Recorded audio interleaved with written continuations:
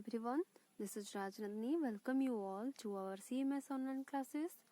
Well, as you know that the situation of our Odisha is going so worst, right? And that means it is spreading so fast and so rapidly. So my request is to keep social distance and don't go outside to play. Okay, this much is my advice also, you can say. And I'm requesting also to all of you, because as you are the, that means senior students right now, and you all are in the class 7, hope all of you can understand the situation. So keep distance, keep social distance. Okay, so today what we are going to learn, today is your chapter 3, of your English literature Alien in the Handbook. Okay, so our chapter 3 is the desert. What? The desert. So आज हम the chapter 3 को पढ़ने वाले हैं. ठीक है.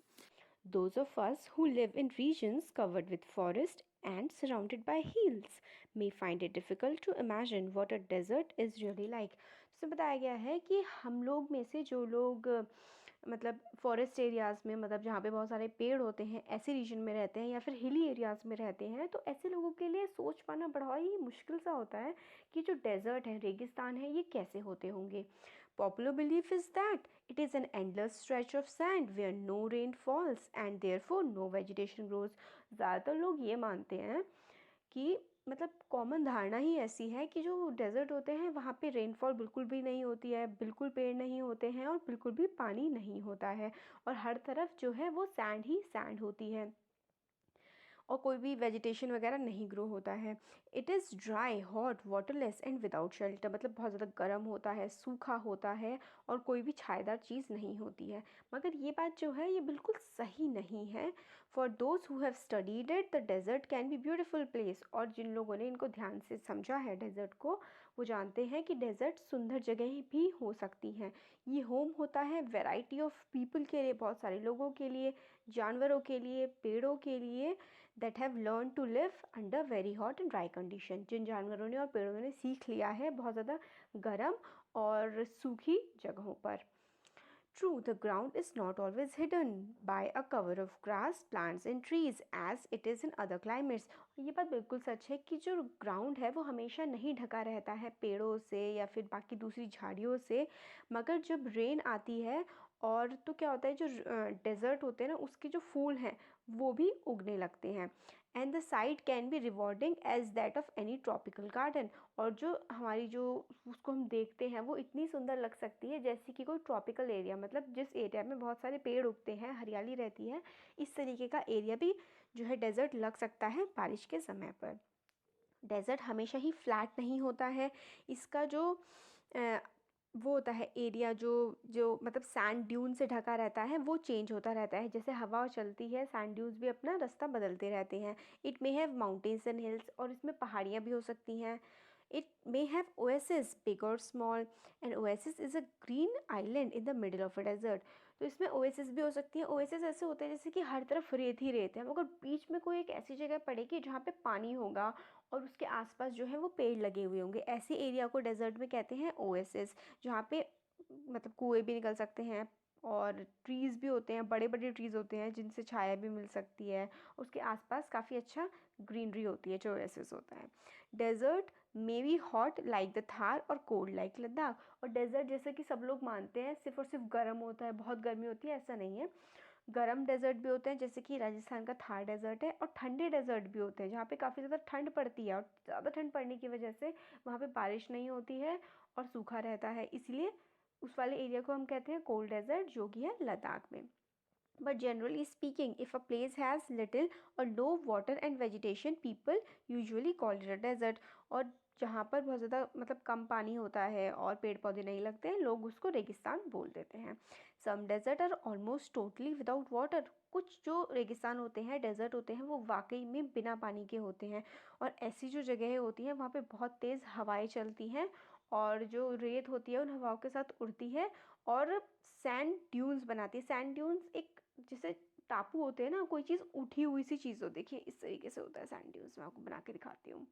Brush लेते हैं यहाँ से, जैसे ये है, ऐसे करके जैसे हवा चल रही है, हवा के चलने से ये सैंड ड्यून्स बन जाते हैं. जैसे कि पहले यहाँ था, फिर हवा चली, फिर यहाँ बन गया, फिर यहाँ बन गया, ऐसे ऐसे करके अपनी जगह जो है वो चेंज करते रहते हैं, तो इनको बोलते हैं हम सैंड ड्यून्स। और जो है कुछ ही प्लांट्स होते हैं जो सर्वाइव कर पाते हैं, मतलब ज़िंदा रह पाते हैं ऐसी जो रेत वेत उड़ती रहती है इसमें।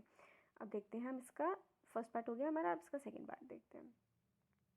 All living things need water in order to survive. ज़्यादातर जो एनिमल्स या फिर प्लांट्स होते हैं उनको चाहिए होता है क्या, पानी चाहिए होता है ज़िंदा रहने के लिए। मगर कुछ ऐसे प्लांट्स और एनिमल्स होते हैं जो डेजर्ट में रहने की जिन्होंने एबिलिटी डेवलप कर ली होती है। इनमें से एक है कैमल। कैमल को कहते हैं हम क्या, शिप ऑफ द डेजर्ट, क्योंकि लोग ज़्यादातर जो डेजर्ट में ट्रैवल करते हैं वो कैमल की हेल्प से करते हैं।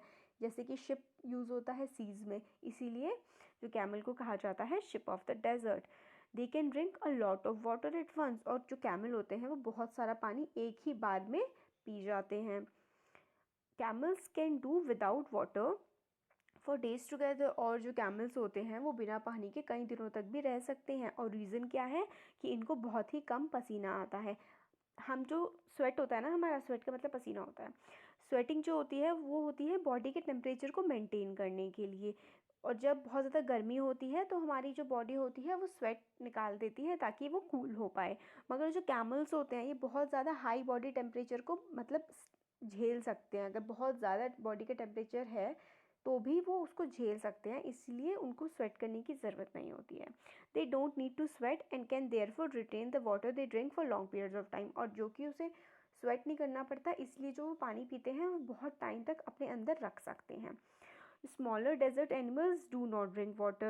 They burrow underground during the day and come out at night to eat. और जो छोटे छोटे जानवर होते हैं डेजर्ट के रहने वाले वो बहुत ज़्यादा पानी नहीं पीते हैं। और वो बरो का मतलब होता है घुस जाना, अंडरग्राउंड। तो वो अंडरग्राउंड चले जाते हैं जब बहुत ज़्यादा गर्मी होती है दिन में, और बाहर निकल के आते हैं कुछ खाना खाने के लिए जब रात होती है। कुछ जो होते हैं वो दूसरे एनिमल्स को खाते हैं, जिससे उनके दूसरे जो एनिमल्स होते हैं उनकी बॉडी पे जो मीट होता है उसमें कुछ वाटर का अमाउंट होता है, उससे वो लोग वाटर लेते हैं। कुछ क्या होते हैं, प्लांट्स को खाते हैं, कुछ सीड्स को खाते हैं, और इस तरीके से वो अपनी जो वाटर की नीड्स होती है ना वो उनको पूरा कर लेते हैं दूसरे एनिमल्स या फिर प्लांट्स से। Desert plants also adopt themselves to life they lead. वो डेजर्ट प्लांट्स मतलब कई टाइम बहुत सालों से वहाँ पे रह रहे होते हैं ना, बहुत टाइम से, तो फिर इसलिए उनको अडेप्ट कर लिया है उन्होंने। वो ऐसे उस एनवायरनमेंट में रहना सीख गए हैं। अडेप्ट करना मतलब किसी चीज़ को सीख जाना। Cactus plants store water in their thick stems. Cactus जो होता है वो उसका मोटा सा जो स्टेम होता है उसमें वाटर को स्टोर करता है। उनकी जो रूट्स होती है ना कैक्टस की, वो काफ़ी ज़्यादा पास होती हैं ग्राउंड के, जिससे कि वो बहुत ही जल्दी एब्जॉर्ब कर लेते हैं उस पानी को या मॉइस्चर को जो हल्की फुल्की सी रेंज पड़ती है उससे भी। Major feature of desert is of course dryness and variations of temperature. जो डेजर्ट का मेजर फीचर होता है वो क्या होता है, वहाँ पे सूखा पड़ेगा और टेम्परेचर जो है बहुत ज़्यादा वेरी करेगा। कैसे, जो सुबह होती है मतलब दोपहर का टाइम शाम तक का काफ़ी ज़्यादा गर्म होता है, मगर रात को एकदम से ठंडा हो जाता है, क्योंकि रेत गर्म भी बहुत जल्दी होती है धूप की वजह से, और रात को ठंड की वजह से ठंडी भी बहुत जल्दी होती है। In humid climates, the moisture in the air acts like a blanket and protect the earth's surface from the hot rays of the sun. और जो ह्यूमिड क्लाइमेट होता है, ह्यूमिड मतलब जिसकी हवा में काफ़ी ज़्यादा नमी होती है, ऐसा जो क्लाइमेट होता है वो एक ब्लैंकेट की तरह काम करता है। जैसे हम ब्लैंकेट ओढ़ते हैं ऐसे ही वो हमारे एटमॉस्फेयर में ब्लैंकेट की तरह काम करता है, और वो हमें प्रोटेक्ट करता है। जो मतलब रेज आती है ना, हॉट रेज, गर्म रेज जो आती हैं सन की, गर्म किरणें, उनसे प्रोटेक्ट करता है। Absence of this blanket in desert land causes the desert to heat up rapidly during the day and cool off rapidly at night. और ये जो होता है, ये जो ब्लैंकेट होता है एयर का, वो डेजर्ट्स में नहीं होता है, और इसकी वजह से बहुत जल्दी डेजर्ट गर्म भी हो जाता है और बहुत जल्दी ठंडा भी हो जाता है। Desert are an important part of nature's great plan.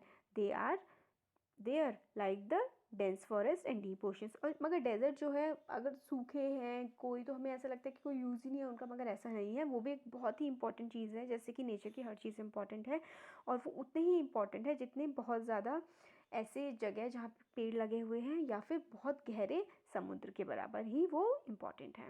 Just because they are hot and dry one should not look upon them as useless part of the earth. मतलब उनको यूजलेस नहीं मानना चाहिए।